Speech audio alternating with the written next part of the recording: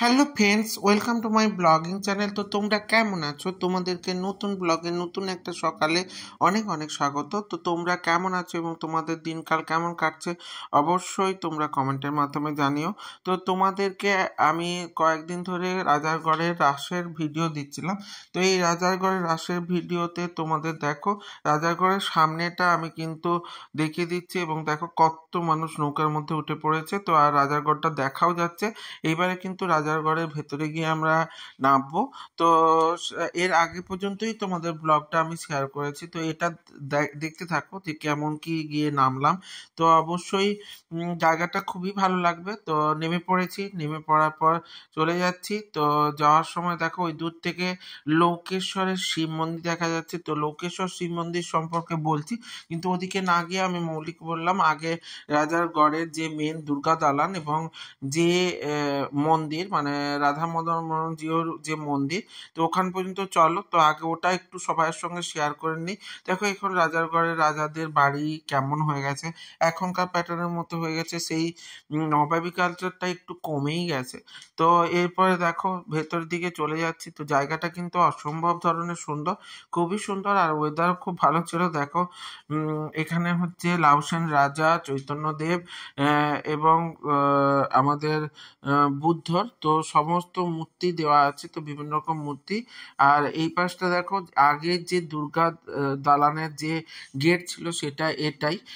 আর দুর্গা দালানটাও তোমাদের একটু দেখে দিই। এইটা হচ্ছে রাজারগড়ের দুর্গা দালান, যেখানে দুর্গা পূজা হয়। তো বেশ সুন্দর জায়গাটা। তো এখানে এখনো কিন্তু সেই নিয়ম মেনে দুর্গা পূজা হয়ে থাকে। এবারে দেখো ভেতর দিকে চলে যাব, সেই রাধা মোহন জিউর মন্দির দেখিয়ে দেব। তো ওইখানে কিন্তু মানে ক্যামেরা অ্যালাউ ছিল না, তাই পুরোটা দেখাতে পারলাম না। এরপর চলে এসেছি দেখো লোকেশ্বরের শিব মন্দির। তো এটা হচ্ছে কিন্তু একটা বিশেষ বৈশিষ্ট্য আছে। এখানে কিন্তু শিব মূর্তি ওপরে নেই। শিব মূর্তি কিন্তু পুজো করতে গেলে নিচ পর্যন্ত নামতে হয়, অনেক সিঁড়ি দিয়ে নিচে শিব মন্দির আছে। তো ওখানে কিন্তু কাঁসাই নদী, কাঁসাই না, কংসাবতী নদীর জল, জোয়ারের জল এখনো পর্যন্ত শিব মূর্তিতে স্নান করাতে আসে।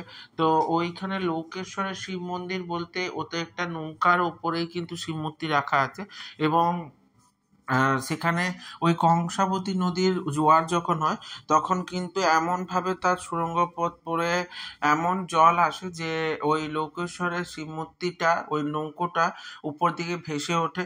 তো সেই সময় জোয়ারের সময় কিন্তু পুজো হয়, আবার কিন্তু ভাটার সময় নেমে যায়। তো আমরা কিন্তু পুরোটা ঘুরে টুরে চলে এসেছি। এরপরে আবার যাব বলে, তো তখন দেখো নৌকা অলরেডি ছেড়ে চলে যাচ্ছে, কারণ আমরা চলে এসেছি কেন, অনেকটাই লেট হয়ে গেছে, মানে সন্ধে হয়ে যাবে, আর সন্ধ্যের পর কিন্তু খিয়া বন্ধ হয়ে যায়। তো ওই জন্য চলে এসেছি। তো সমস্ত লোকজনকে বলছি এবারে কিন্তু সবাই চলে যাও। তবে আমরা যখন আসি তখন অলরেডি এই নৌকোটা ভর্তি হয়ে গেছিলো, তাই ওই নৌকার মধ্যে কিন্তু আমরা উঠছি না। তো তোমাদের এরপরে আমরা একটা ছোট্ট নৌকাতে করে উঠে পড়ছি।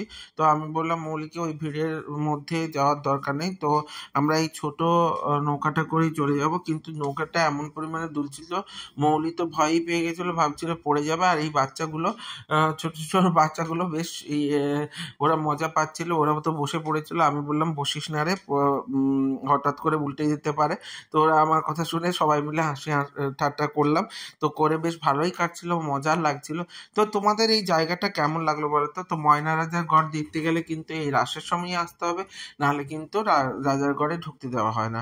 আর আমি আগেও বলেছি এখানটা কিন্তু নৌকা ছাড়া পারাপার করা যায় না, তাই যাওয়ার কোনো অন্য কোনো পন্থা নেই। দেখো অতটা জায়গায় জল আছে, তো পুরোটাই চারপাশে জল, তো কোনোভাবেই যাওয়ার কোনো দূর থেকেই তোমাকে দেখতে হবে। তাই দেখতে গেলে অবশ্যই এই ময়না রাজার গড়ের জন্য আসতে হবে এই রাসের সময়। এই যে 20-25 দিন, ওই 20-25 দিনের মধ্যেই কিন্তু রাজারগড়টা খোলা থাকে, আর ওই সময়ই সমস্ত মানুষ যায়, অন্য সময় কিন্তু যাওয়ার কোনো উপায় নেই। তো আমার ব্লগগুলো তোমাদের কেমন লাগছে?